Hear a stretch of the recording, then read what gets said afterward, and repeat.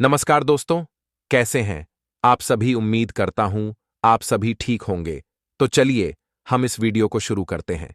मित्रों, आज हम जानेंगे कि स्त्रियां अपने पति से कब तक प्रेम करती हैं और पत्नियों को किस उम्र तक अपने पति से प्रेम करना चाहिए। मित्रों, आज कलयुग के समय में आपने देखा होगा कि स्त्रियां अपने पति के अलावा पराये पुरुषों की ओर आकर्षित हो जाती हैं और कई स्त्रियां ऐसी होती हैं जो अपने पति धोखा दे लेकर पराये पुरुषों से संबंध भी रखने लगती हैं। मित्रों, आज के समय में स्त्री का पुरुष की आकर्षित होना और पुरुष का स्त्री की ओर आकर्षित होना आम बात है। लेकिन क्या विवाहित स्त्री को पराये पुरुष की ओर आकर्षित होना या शादीशुदा पुरुष को पराई स्त्री की ओर आकर्षित होकर संबंध बनाना सही है? हालांकि प्रत्येक विवाहित स्त्री पराये पुरुषों से संबंध रखती, ऐसा कहना सही नहीं है। यह कोई जरूरी नहीं है। प्रत्येक शादीशुदा स्त्री पराये पुरुष से या प्रत्येक शादीशुदा पुरुष पराई स्त्री से संबंध रखे।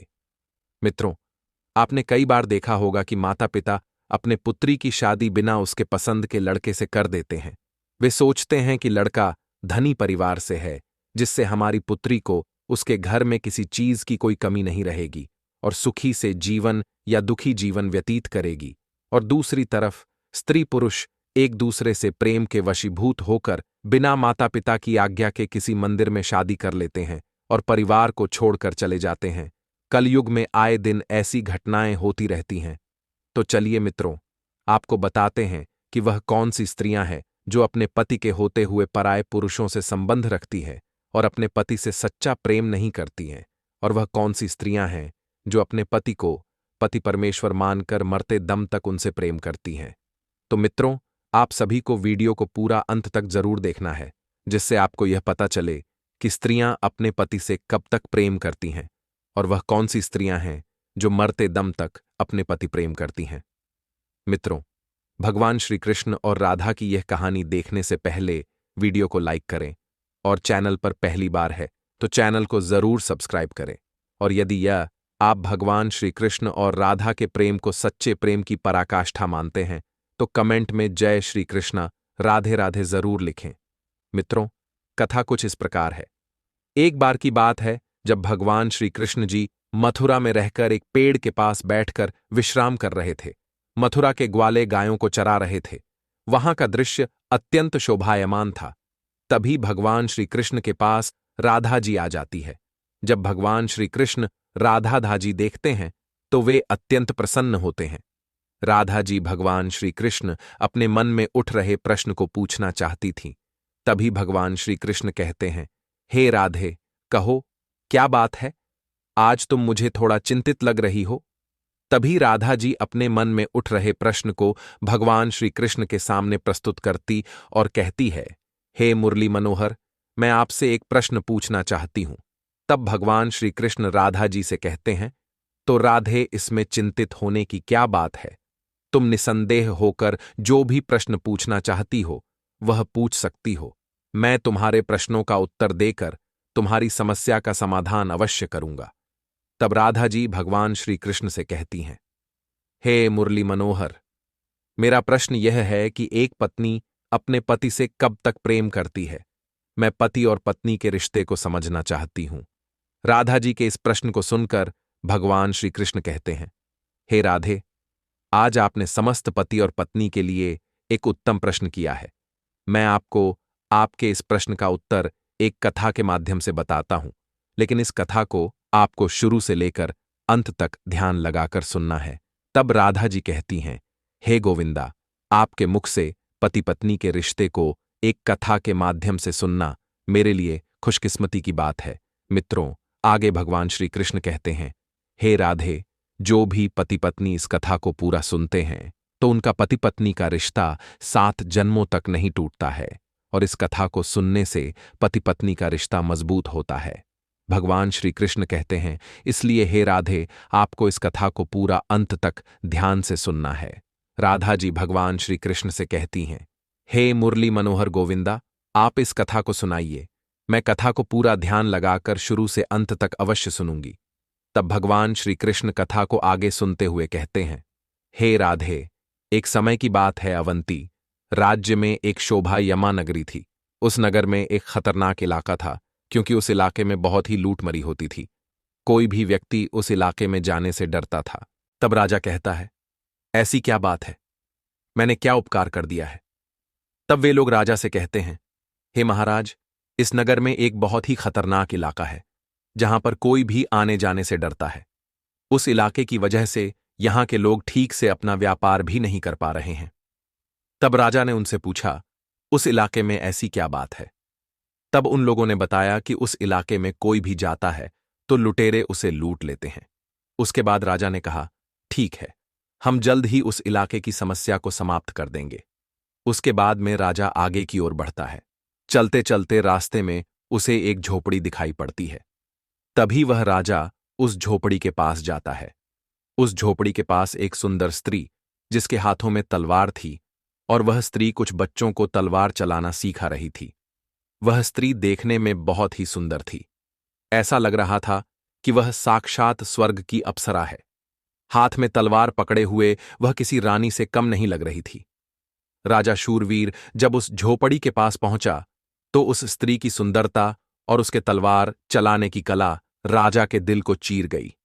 राजा उस स्त्री पर फिदा हो गया, पर राजा को अभी तक यह पता नहीं था कि यह स्त्री कौन है, इसका नाम क्या है और यह करती क्या है।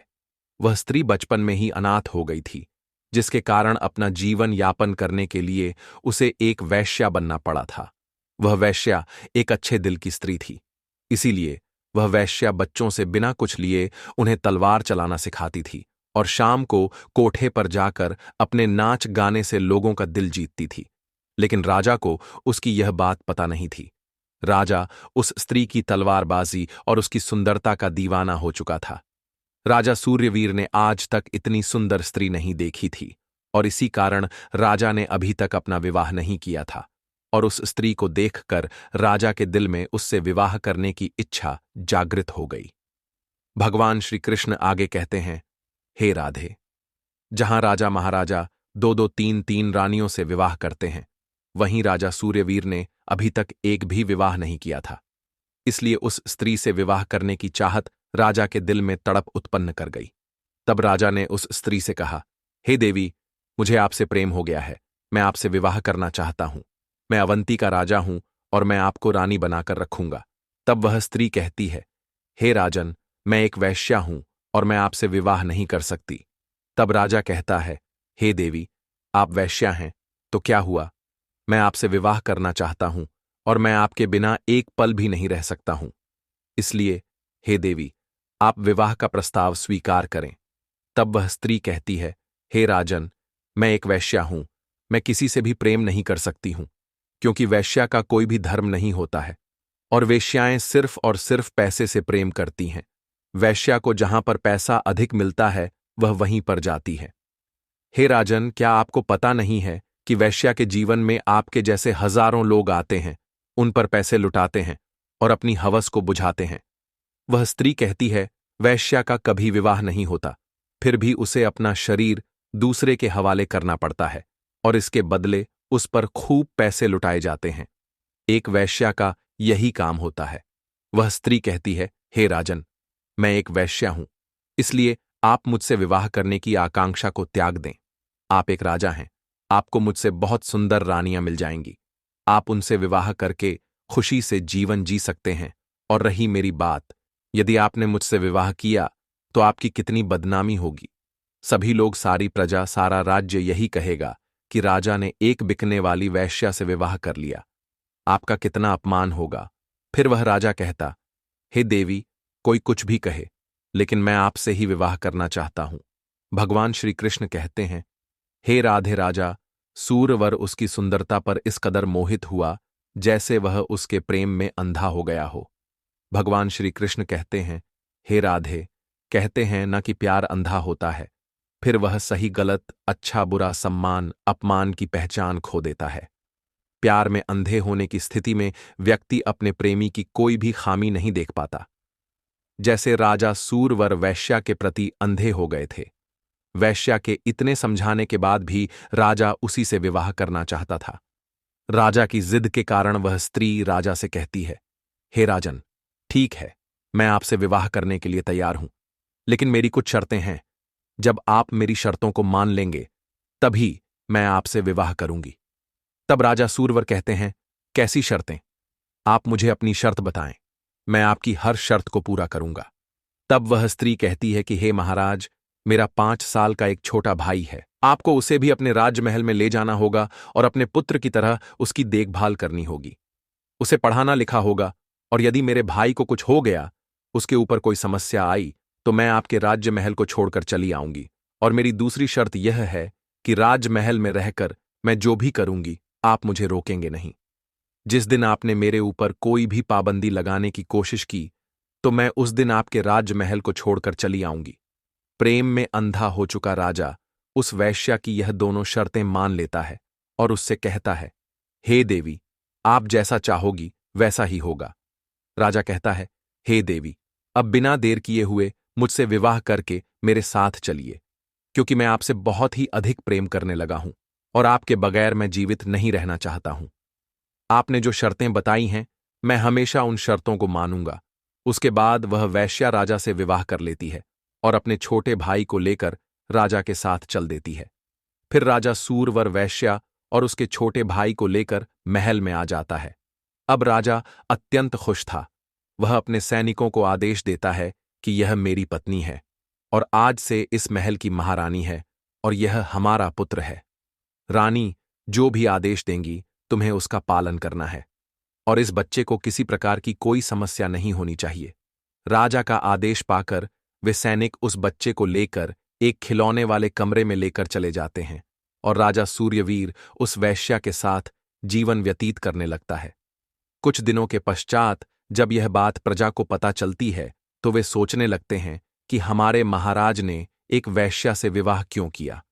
उनके लिए तो एक से एक सुंदर रानियां की लाइन लग जाती। मित्रों, उसे समस्या से विवाह करने के बाद राजा शूरवीर दिन रात उसी के पास रहते थे।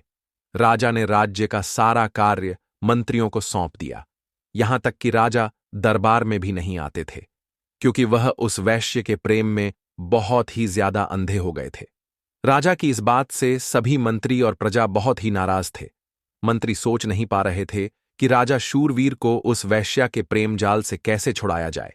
राजा का एक मंत्री राजा को बहुत समझाता था, परंतु उसे मंत्री के समझाने पर भी राजा उसकी बातों को अनसुना कर देता था। राजा की इस हरकत को देखकर एक दिन मंत्रियों ने सलाह बनाई, और जो वह खतरनाक इलाका था, इस इलाके से मंत्रियों ने 2 लुटेरों को बुलवाया और उनसे कहा कि तुम्हें उस वैश्या के साथ आए हुए उसके छोटे भाई को जान से मारना, इसके लिए हम तुम्हें मुंह मांगा इनाम देंगे। लुटेरों ने सोचा, आज हमारे हाथ बहुत अच्छा मौका लगा है और हमें मुंह मांगा इनाम भी मिलेगा। फिर उन दोनों लुटेरों ने कहा, ठीक है मंत्री जी, आपका काम हो जाएगा। आज रात में हम उस वैश्या के भाई की हत्या कर देंगे।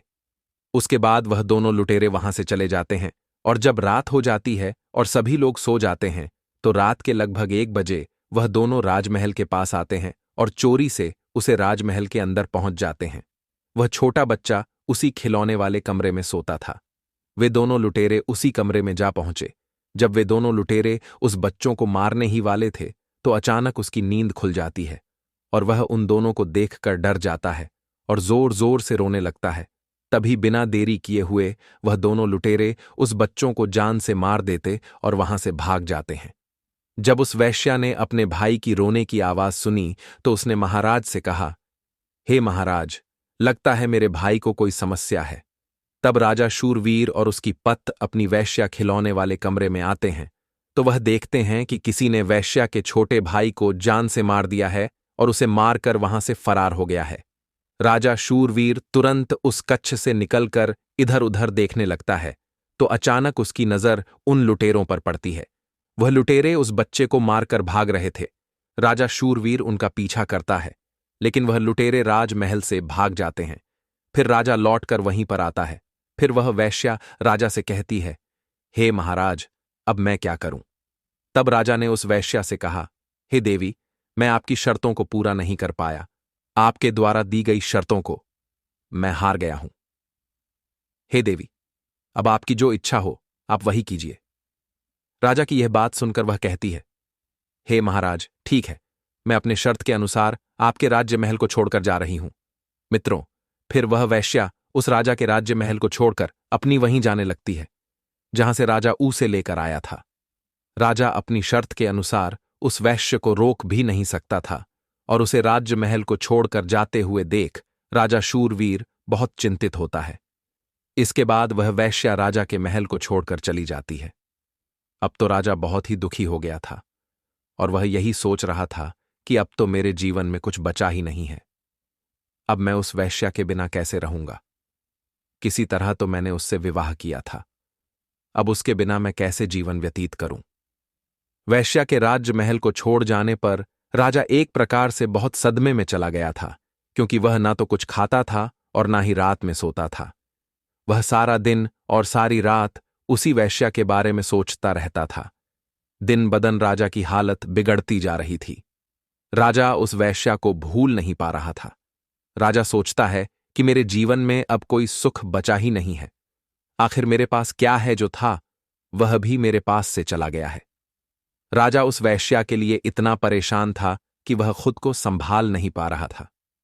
फिर एक दिन की बात है, राजा अपने घोड़े पर सवार होकर उस वैश्या से मिलने के लिए निकल पड़ता है और कुछ समय पश्चात राजा उस वैश्या की झोपड़ी पर पहुंच जाता है। राजा अपनी पत्नी वैश्या के पास जाकर कहता है कि हे प्रिय, आप हमारी पत्नी हैं और शर्त को पूरा ना कर पाने के कारण आप मुझे और महल को छोड़कर चली आई हैं। जब से आप महल को छोड़कर आई हैं, तब से मेरा चैन और सुख सब कुछ समाप्त हो गया है। मैं हमेशा आपके ही बारे में सोचता रहता हूं। मुझे रातों में नींद नहीं आती है और आपकी बहुत याद आती है। भगवान श्री कृष्ण कथा को आगे सुनाते हुए कहते हैं, हे राधे राजा अपनी शर्त हार जाने के बाद उसे अपने साथ महल ले जाना चाहता था। फिर वह राजा उससे कहता है, प्रिय, आप मेरे साथ राजमहल चलिए, क्योंकि मैं आपसे बहुत अधिक प्रेम करता हूं। राजा की यह बात सुनकर वह कहती है, हे राजन, मैं अवश्य ही कुछ दिन आपकी पत्नी बनकर आपके महल में रही, लेकिन आपको यह अच्छी तरह से मालूम है कि मैं एक वैश्या हूं। और हे राजन, आपको मैं पहले ही बता चुकी हूं कि वैश्या का कोई भी धर्म नहीं होता है और वैश्या ना जाने कितने लोगों को अपना पति बनाती है। वैश्या की जिंदगी में रोज कोई ना कोई व्यक्ति आता है और वैश्या हर दिन ना जाने कितने लोगों से मिलती रहती है। वैश्या को अक्सर समाज में कलंकित दृष्टि से देखा जाता है, क्योंकि वह अपने जिस्म का व्यापार करती है। वह वैश्या कहती है, हे राजन, ना जाने कितने राजा महाराजा मेरे पास आते हैं और अपनी हवस को मिटाकर चले जाते हैं।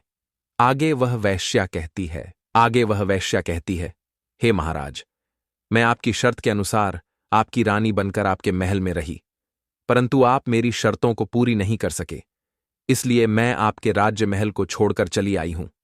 हे महाराज, अब मैं दोबारा आपके महल में ना जा सकती हूं। कृपया आप अपनी इच्छा को त्याग दें। वैश्या की यह बात सुनकर वह राजा कहता है, हे देवी, मैं अपनी आकांक्षा को कैसे त्याग कर दूं? मैं आपके बिना नहीं रह सकता हूं। आप मेरे साथ चलिए। आगे वह वैश्या कहती है, हे राजन, आपको इस तरह मेरे प्रेम की रुचि नहीं रखनी चाहिए। यह सब एक राजा को शोभा नहीं देता है। भगवान श्री कृष्ण राधा जी से कहते हैं, हे राधे। आगे वह वैश्या कहती है, हे राजा, आज मैं आपको कुछ महत्वपूर्ण बातें बताने जा रही हूं। इन्हें ध्यान से समझना और इन बातों का अपने जीवन में पालन करना। हे महाराज, मेरी पहली बात यह है, एक राजा का एक वैश्या के प्रति प्रेम शोभा नहीं देता है। यदि एक राजा एक वैश्या को अपनी पत्नी बनाए, उसके प्रेम में अंधा हो जाए, तो किसी राजा के लिए यह बहुत ही अपमानजनक है, क्योंकि वैश्या का ना कोई धर्म होता है, ना कोई जाति होती है और ना ही समाज में उसका कोई सम्मान होता है। वैश्या तो बस अपनी जीविका चलाने के लिए लोगों को अपना जिस्म बेचती है और एक राजा का वैद्य के प्रति प्रेम में इतना ज्यादा पागलपन ठीक नहीं है। इसलिए महाराज, मैं आपसे कहती हूं कि आप एक वैश्या के चक्कर में इतना ज्यादा प्रेम में अंधापन ठीक नहीं है। वह वैश्या आगे कहती है, हे महाराज, मेरी दूसरी बात यह है कि मैं एक वैश्या हूं, मेरा कोई धर्म नहीं है, लेकिन समाज स्त्रियों का एक धर्म होता है। समाज की स्त्रियों का समाज में सम्मान होता है और एक वैश्या का समाज में कोई सामान नहीं होता है। यदि आप एक धार्मिक स्त्री से विवाह करेंगे तो वह स्त्री अपने धर्म का पालन करेगी और आप भी अपने धर्म का पालन कर पाएंगे। शास्त्रों में पति को स्त्री के लिए एक विशेष स्थान दिया गया है। पति को पत्नी के लिए संरक्षक, मार्गदर्शन और पूजनीय माना गया है। समाज की स्त्रियों का धर्म होता है कि वह अपने पति को पति परमेश्वर के रूप में मानती है, और यह सब एक वैश्या के ऊपर लागू नहीं होता है। समाज की स्त्रियां अपनी पति की से सेवा करती हैं। वही एक वैश्या प्रत्येक दिन अलग अलग पुरुषों के हवश का शिकार बनती है। विवाह को शास्त्रों में एक पवित्र बंधन माना गया है। शास्त्रों में पति और पत्नी को एक दूसरे के पूरक बताया गया है। शास्त्रों में पति को मार्गदर्शक और पत्नी को उसकी सहगामिनी कहा गया है। समाज की स्त्रियां कभी भी यह नहीं चाहेंगी कि उनका पति दूसरी स्त्री के पास जाए, और उन स्त्रियों का यही कर्तव्य होता है कि वह अपने पति की सेवा करें। हे राजन, समस्त स्त्रियां यही चाहती हैं कि उसका पति किसी दूसरी स्त्री के हवस का शिकार ना बने, वह किसी दूसरी स्त्री के ऊपर नजर भी ना डाले, क्योंकि उसको जो चाहिए हो वह मैं दे सकती हूं। इसीलिए समाज की स्त्री से विवाह करना चाहिए, और पुरुषों को भी चाहिए कि वे अपनी पत्नी के अलावा किसी अन्य स्त्री से संबंध ना रखें। पति को भी पत्नी के प्रति सम्मान और आदर रखना चाहिए। आगे वह वैश्या के कहती है, हे राजन, हम तो एक वैश्य हैं। हमको तो जहां धन मिलेगा हम वहीं पर जाएंगे। वैश्या का यही कर्तव्य होता है। वैश्या अपना पेट पालने के लिए अपने शरीर को बेचकर अपना पेट पालती है। हे राजन, वेश्याओं को जहां पर अधिक धन मिलता है, वैश्या उन्हीं की रानी बन जाती है, और जितने समय के पैसे मिलते हैं उतनी ही समय की रानी बनती है। उसके बाद जब उस पुरुष का समय समाप्त हो जाता है, तब दूसरे पुरुष की बारी आती है, उससे भी धन मिलता है। हे राजन, वैश्या का तो काम है कि अपने आप को बेचना, दूसरों की प्रतिदिन रानी बनना। इसीलिए हे राजन, हम जैसी वैश्या का कोई धर्म नहीं होता है। और जो समाज की स्त्री और नरिया का धर्म होता है, उन्हें अपने पति और बच्चों को छोड़कर नहीं जाना चाहिए। और मान लीजिए, यदि पति किसी कारणवश गरीब हो जाए और उसके पास पैसे कमाने का कोई जरिया नहीं है, तो पत्नी को अपने पति को छोड़कर नहीं जाना चाहिए। धर्मशास्त्रों और पुराणों के अनुसार पति पत्नी का संबंध प्रेम, विश्वास और समर्पण पर आधारित होता है। यदि कोई स्त्री अपने पति के गरीब होने पर उन्हें ताना देती है या उनका अपमान करती है, तो यह केवल उनके रिश्ते को ही नहीं, बल्कि उनके घर की समृद्धि और सुख शांति को भी प्रभावित कर सकता है। माता लक्ष्मी को धन, समृद्धि और वैभव की देवी माना जाता है। ऐसी मान्यता है कि जहां प्रेम, आदर और शांति होती है, वहां माता लक्ष्मी का वास होता है। लेकिन यदि कोई स्त्री या पुरुष अपमान, क्रोध और तानों का व्यवहार करता है, तो माता लक्ष्मी उस घर से असंतुष्ट हो सकती हैं। पति पत्नी के बीच यदि विश्वास और सम्मान खत्म हो जाए, तो पूरा परिवार दुखी रहता है। इसलिए कठिन समय में पति पत्नी को एक दूसरे का सहारा बनना चाहिए। यही धर्म और प्रेम का आधार है। स्त्री को चाहिए कि वह अपने पति को प्रोत्साहित करें और उनके साथ मिलकर परिस्थितियों को सुधारने का प्रयास करे। आगे वह वैश्या कहती है, हे राजन, आपने कहीं माता अनसुया की कथा सुनी ही होगी कि माता अनसुया धर्म कर्म में लगी रहती थी, हमेशा अपने पति की सेवा में लगी रहती थी और अपने पति की सेवा खूब करती थी। और माता अनसुया बहुत गरीब थी, उनके पास कुछ नहीं था, लेकिन माता अनसुया ने कभी भी हार मानी। वे अपने पति की सेवा तन मन से किया करती थीं। माता अनसुया अपने पति को पति परमेश्वर मानती थी। धन ना होते हुए भी वह अपने पति को धनवान पुरुष मानती थी। वैश्या आगे कहती है, हे राजन, स्त्रियों के लिए सबसे बड़ा धन उसका पति होना चाहिए। एक तरफ माता अनुसुईया जो अपने पति को ही सबसे बड़ा धन मानती है, और वहीं दूसरी तरफ आज की कलयुग की स्त्रियां जिनके लिए उनका पति कुछ नहीं होता है, उनके लिए रुपया पैसा ही सब कुछ होता है। और कलयुग की यह स्त्रियां रुपए पैसों के लिए अपने पति को उल्टा सीधा बोलती हैं, उन्हें ताना देती हैं।